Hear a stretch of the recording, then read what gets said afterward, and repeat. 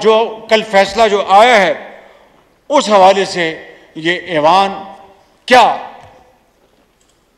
قانون سازی کر سکتا ہے؟ پارلیمنٹ کو اختیار ہے کہ وہ تمام ان معاملات کے اوپر فیصلہ سازی کرے جو کہ پاکستان کے بہترین مفاد میں ہیں۔ کل عدالت عظمیٰ کے 2 آنریبل ججز کا فیصلہ ہے اور یہ بہت اہم ہے۔ بھائی ذرا مہربانی کیجیے پلیز۔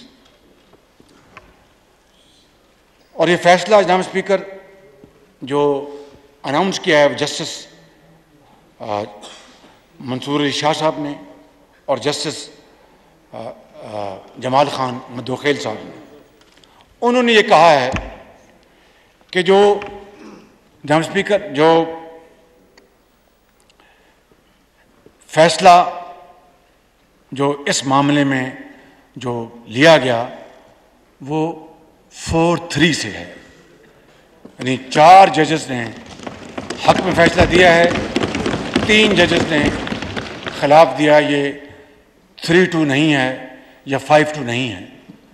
اب جناب اسپیکر اس کے بعد اور پھر انہوں نے جو اپنے فیصلوں میں جو اور سوالات اٹھائے ہیں اس بارے میں جناب اسپیکر اور بھی آج یہ وقت کی اشد ضرورت ہے کہ آج ہم یہاں پر بیٹھیں اس ہاؤس میں آپ کی اجازت سے ہم اپنی معروضات آپ کے سامنے پیش کریں، مشاورت کریں اور جو کل فیصلہ جو آیا ہے اس حوالے سے یہ ایوان کیا